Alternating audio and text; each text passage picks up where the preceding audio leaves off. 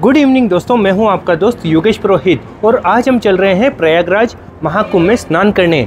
Last के 8 दिन बचे हैं और अब नहीं तो कभी नहीं ऐसा मौका आ चुका है। लेकिन आज की अपनी यात्रा बहुत ही अलग और सबसे हटकर होने वाली है दोस्तों। हम कर रहे हैं प्रयागराज तक की यात्रा, लेकिन बहुत ही अलग तरीके से अपनी बुलेट रानी पर, यानी कि अपनी बुलेट पर हम ये यात्रा करेंगे प्रयागराज तक, जिसे हम लगभग नॉन स्टॉप करने की कोशिश करेंगे। बीच में केवल चाय या खाने का ब्रेक लेंगे, लेकिन नाइट स्टे कहीं नहीं करेंगे दोस्तों, और लगभग नॉन स्टॉप प्रयाग पहुंचने की कोशिश करेंगे।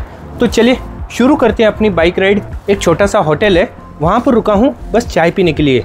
महाकुंभ के लिए मेरी यात्रा शुरू होती है महाराष्ट्र के मिरज स्टेशन से, जहां से निजामुद्दीन एक्सप्रेस में मैंने अपनी बाइक बुक कराई भुसावल जंक्शन के लिए, और दूसरे दिन महाराष्ट्र एक्सप्रेस से मैं भी पहुंच जाता हूं भुसावल, जहां पर ऑलरेडी मेरी बाइक आ चुकी है।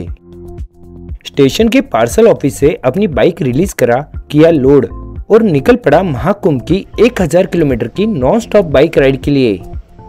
ये देखिए अपनी बुलेट रानी पूरी तैयार है। यहाँ पर देखिए ये एक बैग है, हेलमेट है और ये टैंक बैग है, और ये जो साइड में डिक्की है इसके अंदर मैंने अपना सारा एक्स्ट्रा सामान डाल दिया है। तो इस बार मुझे बहुत ज़्यादा लोड नहीं हुआ है सामान का, क्योंकि साइड वाली डिक्की में काफ़ी सारा सामान बैठ गया है और टैंक बैग में पूरा कैमरा इक्विपमेंट है। तो थोड़ी सी ईजी है यात्रा, हालांकि लंबा बहुत है, चलना बहुत है दोस्तों। मेरे इस यात्रा का रूट है भुसावल होते हुए अकोला, नागपुर, जबलपुर, कटनी, रीवा होते हुए प्रयागराज पहुंचना, और भुसावल से नागपुर की दूरी है लगभग 350 से 400 किलोमीटर की, जिसमें हमें लगभग 7 से 8 घंटे का समय लगेगा। तो फ्रेंड्स फाइनली निकल पड़े हैं प्रयागराज के लिए, और अपना पहला पड़ाव है नागपुर, जहां पर हम लगभग शाम के 5 से 6 बजे के आसपास पहुंचेंगे, और नागपुर से आगे फिर हम एमपी में घुस जाएंगे। चलिए अब सबसे पहले यहाँ पर पेट्रोल भरा लेते हैं, क्योंकि रेलवे स्टेशन के पास केवल आधा लीटर पेट्रोल डाला था और भुसावल शहर से लगभग 10-12 किलोमीटर बाहर आ चुका हूँ, तो टैंक एक बार का फुल कराना पड़ेगा। और फिर यहाँ से आगे नागपुर तक हमें बिल्कुल देखने की जरूरत नहीं पड़ेगी पेट्रोल के लिए।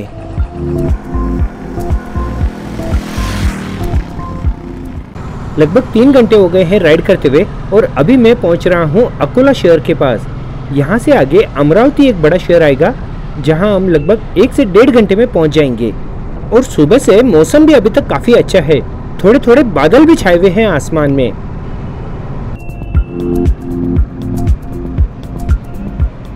तो फ्रेंड्स अभी हम बस नागपुर पहुंचने वाले हैं, लेकिन अकोला से आगे मेरे कैमरे की लेंस पर काफी ज्यादा फॉग जमा हो गया और आगे का कुछ भी ठीक से शूट ही नहीं कर पाया। तो अब नागपुर के पास पहुंचकर इसे वापस ठीक किया है और अब वापस शूटिंग शुरू हुई है। ये देखिए अभी हम नागपुर शहर में से निकल रहे हैं। नागपुर बहुत ही प्यारा सिटी है दोस्तों, बहुत ज़्यादा कंजस्टेड नहीं है और बहुत ज़्यादा हेवी ट्रैफिक यहाँ पर हमें, यानी कि खराब ट्रैफिक नहीं मिलता है। काफ़ी सिस्टमेटिक सिटी है। नितिन गडकरी जी का, सीएम का ये होम टाउन है, तो बहुत ही बढ़िया डेवलप किया है हाल ही के वर्षों में इसको। चलिए पेट्रोल पंप ढूंढते हैं, कहाँ मिलेगा यार पेट्रोल पंप। पेट्रोल कहाँ मिलेगा दोस्तों? अरे बाप रे। तो फ्रेंड्स फाइनली मिल गया पेट्रोल पंप। चलिए यहाँ पर कराना है हमें टैंक फुल।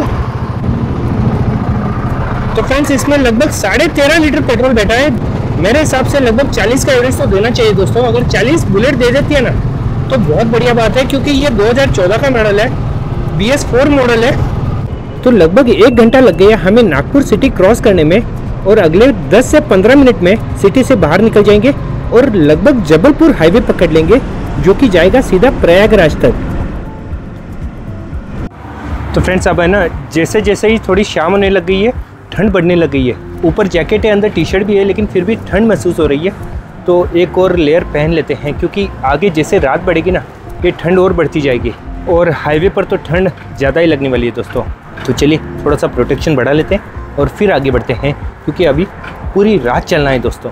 अंदर एक और लेयर पहन ली है, तो इतनी तकलीफ नहीं होगी। ये देखिए अंधेरा हो गया है और इसी के साथ अपनी नाइट राइड शुरू हो गई है।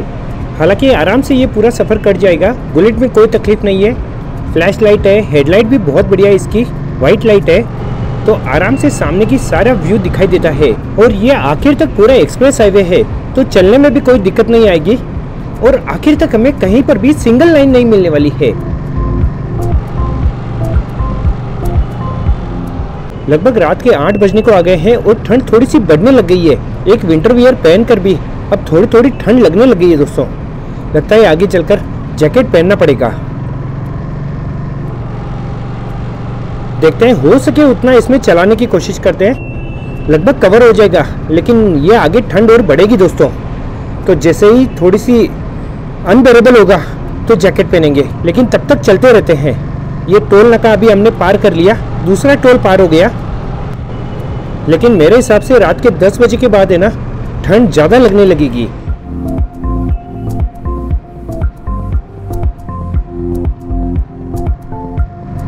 यहाँ पर हमें हाईवे के बिल्कुल साइड में चलना है। अगर हमें हाईवे के बीच में चलना है ना, तो स्पीड लगभग 80 या 90 के बाहर रखनी पड़ेगी, क्योंकि पीछे से कार गाड़ियाँ लगभग 100-125 की स्पीड में आ रही है दोस्तों। क्योंकि ये बहुत ही बिजी हाईवे है जबलपुर का।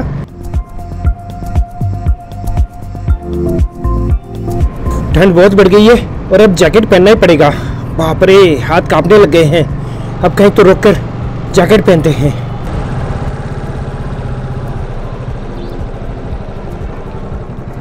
अभी है ना, ठंड इतनी खतरनाक है दोस्तों, बार बार रुककर चाय पीनी पड़ रही है, क्योंकि चाय के बिना आगे नहीं बढ़ सकते।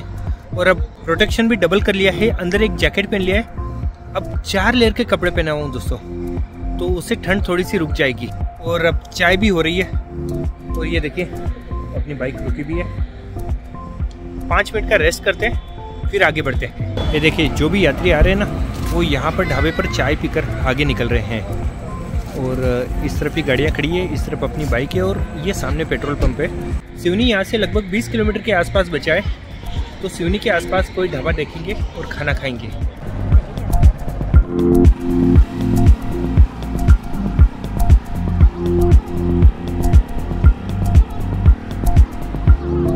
लगता है ये सारी कुंभ की भीड़ है दोस्तों। कुंभ जाने वाली गाड़ियाँ यहाँ पर चाय पानी खाने पीने के लिए रुकती है, रेस्ट करके आगे निकल जाती है। और इसी के साथ अब हम आ गए हैं मध्य प्रदेश में। एमपी में आपका स्वागत है दोस्तों। और अब यहाँ से हम पूरी रात एमपी में ही चलेंगे। मेरे ख्याल से लगभग 350 या 400 किलोमीटर के आसपास हम ये एमपी में चलेंगे।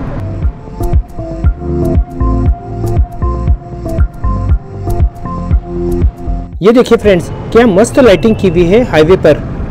यहाँ पर जैसे ही कोई गांव या आबादी वाला एरिया आता है ना, तो ये लाइटिंग दिखाई देती है और बहुत ही बढ़िया लगता है। इससे हम समझ जाते हैं कि आसपास में गांव है, आराम से चलना है। और पिछले 4-5 किलोमीटर से ये लगातार लाइटिंग देखते चल रहा हूँ और आगे भी दूर तक मुझे दिखाई दे रही है। लेकिन बहुत ही बढ़िया लगता है दोस्तों, बहुत ही शानदार, मजा आ जाता है ऐसी लाइटिंग में गाड़ी चलाने में।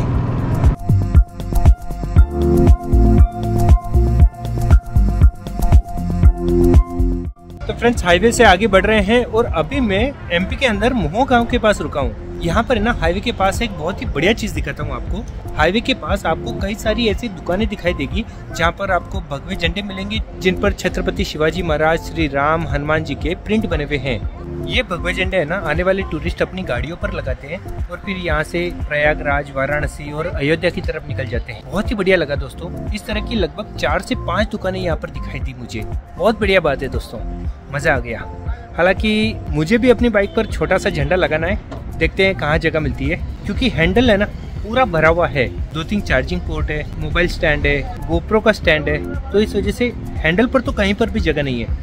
देखते हैं और कहीं जगह मिलती है क्या झंडा लगाने के लिए। चलिए अब फिर से निकल पड़े दोस्तों, लेकिन ठंड काफ़ी ज़्यादा है। अब जैसे रात बढ़ रही है, ठंड भी बढ़ती जा रही है और अभी डिस्टेंस बहुत ज़्यादा कवर करना है। देखते हैं किस तरह से कवर कर पाएंगे। ज़्यादा से ज़्यादा गाड़ी खींचनी है दोस्तों। यहाँ पर देखिए, अभी हम एक छोटी सी घाटी में से निकल रहे हैं। हालांकि रात का समय है, आसपास का कुछ भी नहीं दिखाई दे रहा है, लेकिन इस रोड की एक बहुत ही बढ़िया बात मैं आपको बताता हूँ दोस्तों, कि हाईवे के दोनों ही साइड में देखिए जाली लगाई हुई है, जिस वजह से इस जंगली एरिया से है ना, ये पूरा हाईवे कट हो जाता है। तो जंगली जानवर भी सुरक्षित और हाईवे पर चलने वाली गाड़ियाँ भी एकदम सेफ और स्पीड से चल सकती है। बहुत बढ़िया बात है दोस्तों। इस तरह की जालियाँ मैंने मुंबई दिल्ली एक्सप्रेस वे पर देखी थी।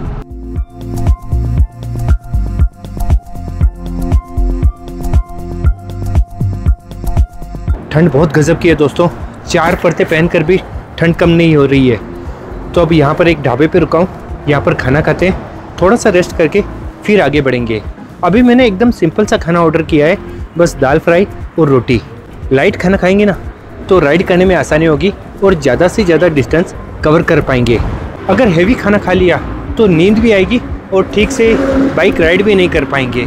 यहाँ तक के डिस्टेंस में मैंने देखा कि कोई भी आपको बड़े होटल्स नहीं मिलने वाले, बस छोटे मोटे ढाबे मिलेंगे। वहाँ पर नॉर्मल खाना ही मिलेगा, हालांकि वो खाना काफ़ी टेस्टी रहता है। बड़े होटल्स में रेट बहुत ज़्यादा रहते हैं लेकिन खाना बढ़िया ही मिलेगा कोई ज़रूरी नहीं है। लेकिन इन ढाबों पर एकदम रिजनेबल रेट में बहुत ही बढ़िया क्वालिटी का खाना मिल जाता है। तो चलिए अब यहाँ पर खाना खा के थोड़ा सा आराम करके फिर आगे बढ़ते हैं। देखते हैं कहाँ तक चल पाते हैं। जहाँ पर भी ऐसे लगेगा कि अब नहीं चला पाएंगे गाड़ी, वहीं पर रेस्ट करेंगे। तो फ्रेंड्स खाना हो गया और अब वापस फिर से निकल पड़े हैं और ठंड बहुत ज़्यादा है दोस्तों। अरे बाप रे, नागपुर में कहा था कि लगभग 1-2 बजे के बाद में ठंड पड़ेगी, लेकिन यहाँ तो 11-12 बजे ही ठंड ज़बरदस्त शुरू हो गई है। 4-4 लेयर पहनकर भी टू व्हीलर पे काँप रहा हूँ। हालांकि ये ठंड टू व्हीलर पे ज़्यादा लग रही है, कार में इतनी नहीं लगेगी, लेकिन हमें तो बाइक पे चलना है। अरे बाप रे, पूरा रास्ता बाइक से तय करना है। चलिए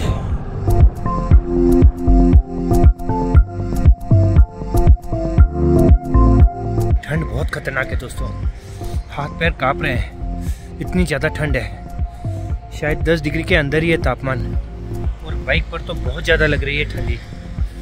अब देखते हैं, हो सके उतना चलते हैं और फिर कहीं रुकेंगे, क्योंकि ये ठंड अब और ज़्यादा बढ़ती ही जाएगी जैसे और आगे बढ़ेंगे और जैसे रात और गहरी होगी। तो इतनी रात में बाइक चलाना बहुत मुश्किल हो रहा है दोस्तों। इस तरह से ये देखिए, अभी भी हाथ काँप रहे हैं, कैमरा भी शेक हो रहा है दोस्तों।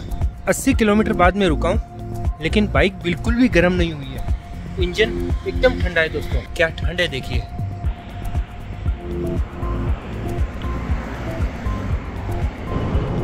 अभी मैंने 4 लेयर के कपड़े ऊपर और 2 पैंट पहनी है, तब जाकर अब थोड़ी सी ठंड कवर हुई है। तो अब थोड़ी सी गाड़ी खींच रहा हूँ, वरना 50 के ऊपर चला ही नहीं पा रहा था। अब लगभग 80-90 पर चल पा रहा हूँ दोस्तों।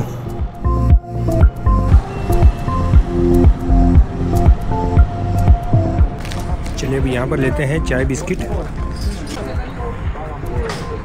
रास्ता क्लियर है? रास्ता क्लियर, ज़्यादा ट्रैफिक थोड़ा सा घूमने आया तो थोड़ा बहुत तो झेलना पड़ता। अच्छा, एक बार का चाय और बिस्किट ले लिया, थोड़ी सी गर्माहट आ गई। अब निकलते हैं, चलिए।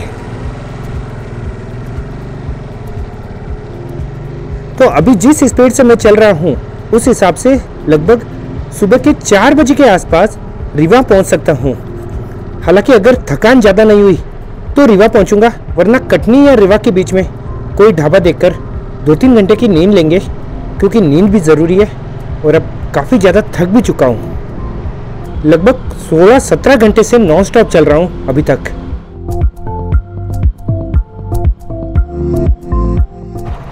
और अभी हम पहुँच गए हैं एक और टोल गेट पर। हर टोल गेट पर लगभग 120 रुपये कार का चार्ज लगता है, लेकिन बाइक पूरी तरह से फ्री निकल जाती है। बहुत बढ़िया लगता है दोस्तों जब बिना टोल दिए टोल बूथ से निकलते हैं। अभी गाड़ी पूरी स्पीड में दौड़ा रहा हूँ दोस्तों, क्योंकि किसी भी हालत में हमें लगभग 4 बजे के आसपास रीवा पहुँचना है और तभी कल लगभग 11-12 बजे के आसपास प्रयाग पहुँच पाएंगे। हालांकि ठंड की हालत भी बहुत खतरनाक है। तो फ्रेंड्स ठंड इतनी खतरनाक है, ये देखिए थोड़ा सा अलाव के पास बैठा हूँ तो कि ताकि थोड़ा सा सेक मिल जाए, बाकी पूरे काँप रहे हैं। अब कहीं तो थोड़ा रेस्ट करना पड़ेगा, उसके बिना आगे नहीं बढ़ सकते दोस्तों। चलिए जगह ढूंढ के अब आराम करें। कटनी से पहले यहाँ पर एक छोटा सा ढाबा है, इस ढाबे पे आराम करते हैं। ढाबे के ओनर को मैंने बात की तो उन्होंने कहा कि यहाँ पर पाटिया लगा हुआ है, पाटिया पर आप सो जाइए थोड़ी देर के लिए और फिर सुबह उठ के चले जाइए। चलिए अब यहाँ पर थोड़ा सा आराम करते हैं, 2 घंटे की नींद लेते हैं, क्योंकि ठंड से बहुत हालत ख़राब हो रही है और बहुत थक गए हैं। अब थोड़ा आराम करके फिर आगे बढ़ते हैं। गुड मॉर्निंग दोस्तों, बहुत बहुत स्वागत है आपका। तो चलिए सुबह के 6:30 बज गए हैं, लगभग 2 से ढाई घंटे की नींद ले ली यहाँ पर इस ढाबे के पास में गाड़ी लगाकर। चलिए अब आगे की यात्रा शुरू करते हैं। 2 घंटे की एक छोटी सी पावर नैप हो गई दोस्तों। ये देखिए मेरे पीछे आपको ये ढाबा दिखाई दे रहा है, यहीं पर हम रात को रुके थे, बस यहीं पर पाटिये पर सो गए थे। यहाँ पर आप देख सकते हैं दोस्तों कि कई सारी और भी गाड़ियाँ लगी हुई है। आने वाले यात्री क्या करते हैं कि यहाँ पर गाड़ी लगाते हैं और गाड़ी के अंदर ही सो जाते हैं और सुबह उठकर वापस आगे की यात्रा शुरू कर देते हैं। तो चलिए हम भी आगे की यात्रा अब शुरू करते हैं। यहाँ से अभी हमें 250 किलोमीटर चलना है। चलिए लेके प्रयागराज का नाम निकल पड़े हैं फाइनल डेस्टिनेशन के लिए। अब यहाँ से लगभग 5-6 घंटे और लगेंगे हमें प्रयागराज पहुँचने में। हालांकि आगे भीड़ कितनी रहेगी उस पर डिपेंड है ये सारा टाइमिंग। लगभग 1 घंटा बाइक चलाने के बाद छोटा सा नाश्ते का ब्रेक लिया है। एमपी में आकर अगर पोहे ना खाए तो क्या खाया दोस्तों। तो इसलिए आज हम सुबह का नाश्ता गर्मा गर्म पोहे से कर रहे हैं। अभी यहाँ से प्रयागराज लगभग 180 किलोमीटर के आसपास दूर है, तो उसमें लगभग 4 घंटे तो आराम से लग जाएंगे। ये देखिए रास्ते में ये जो गाड़ियाँ आपको दिखाई दे रही है ना, ये सारी गाड़ियाँ कुंभ जा रही है। और रास्ते में सबसे बड़ी बात है कि ट्रैफिक बिल्कुल भी नहीं है, जाम वाली स्थिति कहीं पर भी नहीं है, बिल्कुल खुला ट्रैफिक है, आराम से चल रहे हैं। यहाँ पर देखिए ये अब थोड़ा थोड़ा ट्रैफिक बढ़ने लग गया है और जैसे जैसे हम प्रयाग के नजदीक पहुंचेंगे ना, ये ट्रैफिक जाम और भी ज्यादा बढ़ता ही जाएगा।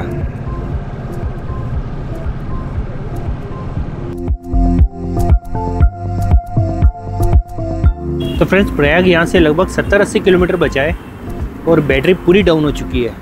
ये देखिए पेड़ के नीचे आराम से बैठा हूँ थोड़ी देर के लिए, एक 10 मिनट बैठते हैं फिर आगे बढ़ते हैं। पूरा ड्रेन हो चुका हूँ, बस इस पेड़ को थोड़ा सहारा देके आराम से बैठा हूँ दोस्तों। ये देखिए और सामने आपको बताता हूँ, और वो देखिए सामने रोड पर वहाँ पर अपनी बुलेट खड़ी है। अब थोड़ी सी भी राइड करने की हिम्मत नहीं बची है। हालांकि 70-80 किलोमीटर ही बचा है, लेकिन पूरा थक गया हूँ। 2 बोतल पानी पी लिया, ORS पी लिया, चाय भी पी ली, लेकिन अब गाड़ी चलाने की बिल्कुल भी हिम्मत नहीं है। नींद आ रही है क्योंकि बस 1.5 से 2 घंटा सोया हूँ पूरे इस ट्रैवल में।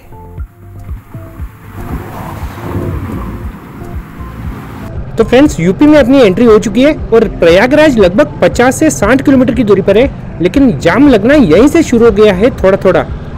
चलिए अब इसमें से रास्ता निकालते हुए आगे बढ़ते जाना है। अब यहाँ से जैसे जैसे आगे बढ़ेंगे ना, ये जाम और बढ़ता ही जाएगा दोस्तों, कम नहीं होने वाला है ठेठ प्रयाग तक।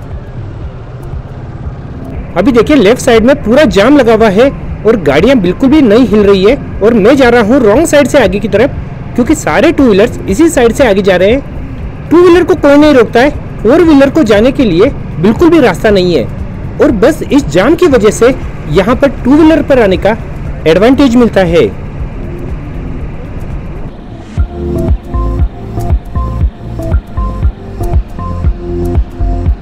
इतने भयंकर और लंबे जाम को देखते हुए मेरे ख्याल से मेरे कम से कम 6 से 7 या 7 से 8 घंटे बचने वाले हैं इस केवल बुलेट की वजह से। बाप रे बाप क्या लंबा जाम है दोस्तों, पिछले 10-12 किलोमीटर से देखता आ रहा हूँ और अभी तक ये जाम खत्म होने का नाम नहीं ले रहा है। और प्रयागराज का असली जाम तो आगे है अभी, जो कि यहाँ से लगभग 40 किलोमीटर दूर है और यहाँ तक अभी मैं पूरा रॉन्ग साइड से आया हूँ लगभग 10-12 किलोमीटर तक। यूपी में पेट्रोल खत्म, स्पेशली प्रयागराज के आसपास तो कहीं पर भी पेट्रोल नहीं मिल रहा है दोस्तों, बाप रे। हालांकि मैंने सोशल मीडिया पर भी देखा था कि प्रयागराज में भीड़ की वजह से, इस जाम की वजह से गाड़ियां आ नहीं पा रही है और सारे पेट्रोल पंप पर पेट्रोल लगभग खत्म होने को आ गया है। कैसे करेंगे? पिछले 2 पेट्रोल पंप पर तो पेट्रोल नहीं मिला मुझे, ये तीसरा है, देखते हैं यहाँ पर तो मिलता है क्या। हालांकि एक गाड़ी में 2 लीटर पेट्रोल तो है, लेकिन आगे भी चाहिए रहेगा ना दोस्तों, क्योंकि सिटी के अंदर हम कहीं भी पेट्रोल नहीं भरा पाएंगे। चलिए यहाँ पर भी पेट्रोल नहीं, आगे बढ़ते हैं। पेट्रोल खत्म होता जा रहा है और अब जान हलक में आ रही है, आगे देखते हैं। यहाँ पर देखिए यूपी बॉर्डर पर कितनी ज़बरदस्त भीड़ है गाड़ियों की, क्योंकि कोई भी पेट्रोल पंप पर पेट्रोल है ही नहीं यहाँ। तो सारी भीड़ जिस भी पेट्रोल पंप पर पेट्रोल या डीजल मिल रहा है वहीं पर लगी हुई है। और एक्सीडेंट हुआ है, एक्सीडेंट जोरदार पड़ा है, लड़का वैगनर वाला ठोक के गया है। रुकते हैं यार, रुकते हैं, देखते हैं क्या हुआ है। यहाँ पर मैंने उस लड़के को उठाया, उसका हालचाल पूछा। उसकी 2 उंगलियां पूरी तरह से टूट गई थी और काफ़ी खून बह रहा था, लेकिन लड़का होश में था तो उसे रोड के साइड में करके उसकी बाइक भी रोड से साइड में की, ताकि वापस और कोई नया एक्सीडेंट ना हो जाए।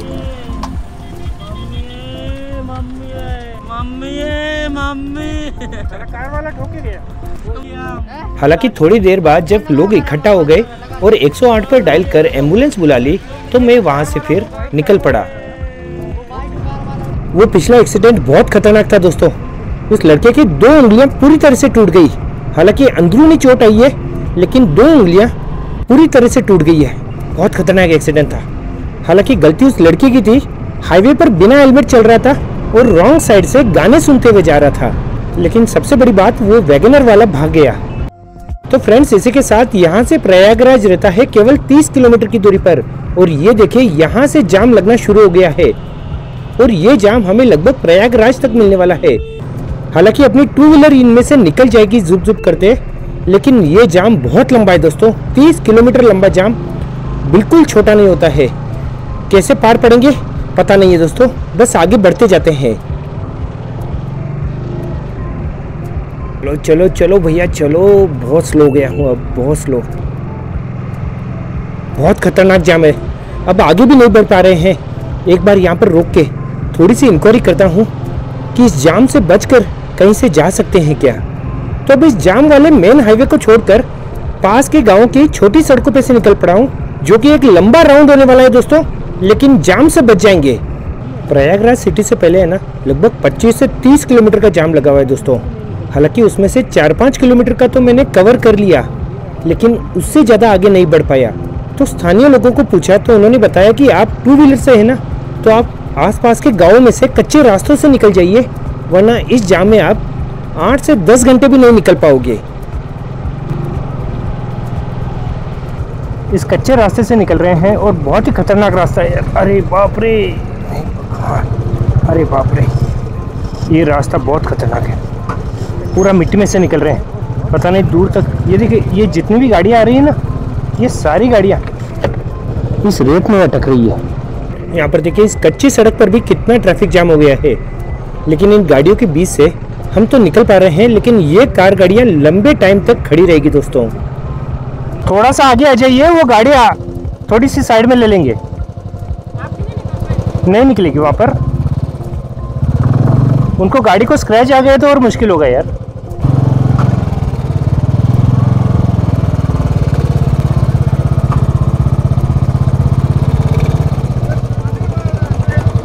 चलिए चलिए,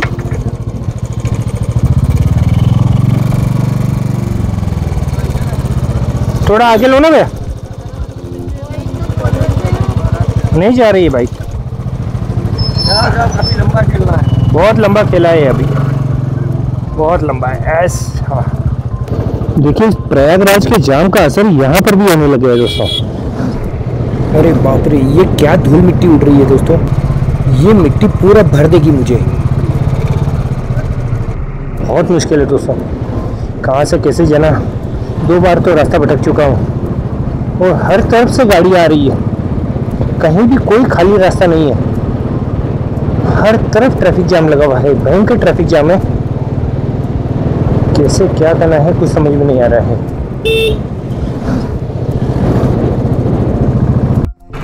ये देखिए, छोटे छोटे गांवों में से निकल रहा हूँ, लेकिन पूरा कच्चा रास्ता है और केवल 20 किलोमीटर के प्रयाग को कवर करने के लिए लगभग 60 किलोमीटर का राउंड लगाना पड़ रहा है दोस्तों। बहुत मुश्किल भरा है, क्योंकि पिछले 24 से 30 घंटे से चल रहा हूँ और अभी भी ये कच्चा रास्ता खत्म होने का नाम नहीं ले रहा है। Oh thank God friends, finally मिल गया हमें पक्का रास्ता। चलिए अब यहाँ से लेफ्ट टर्न लेते हैं। तो फ्रेंड्स, अभी हम प्रयागराज के आसपास के छोटे मोटे गांवों में से निकल रहे हैं। 20 से 25 किलोमीटर के जाम से बचने के लिए लगभग 60 किलोमीटर का राउंड लगा रहे हैं पूरे प्रयागराज को। ये देखिए, ये प्रयागराज से लगभग 20 किलोमीटर दूर के छोटे मोटे गांव हैं, जिनकी सड़कें भी एकदम छोटी छोटी है। तो फ्रेंड्स, जिसका था मुझे इंतजार, वो जाम मुझे फिर से मिल गया है, क्योंकि यहाँ से प्रयागराज केवल 10 से 12 किलोमीटर की दूरी पर है। और ये देखिए, इन छोटे मोटे गांवों में भी जबरदस्त जाम लगा हुआ है, क्योंकि हर कोई सोचता है कि मेन रोड से बचकर इन गाँव में से निकल जाते हैं और इस तरह से यहाँ पर भी जबरदस्त जाम लग रहा है। हालांकि अपनी टू व्हीलर को कोई तकलीफ नहीं है। ये देखिए इन गाड़ियों के बीच से जुप जुप करके निकलते जा रहे हैं और 10 मिनट से ज्यादा मैं कहीं पर भी नहीं रुका हूँ दोस्तों।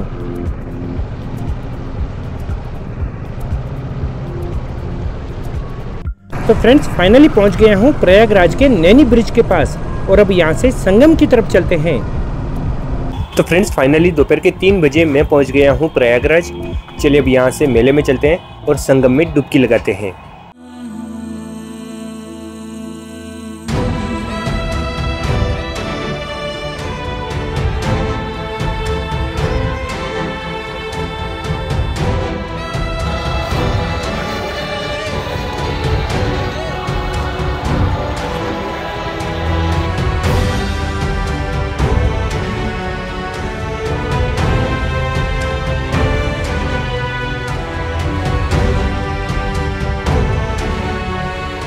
हर हर महादेव। और इसी के साथ अपना कुंभ स्नान हो गया। हर हर महादेव।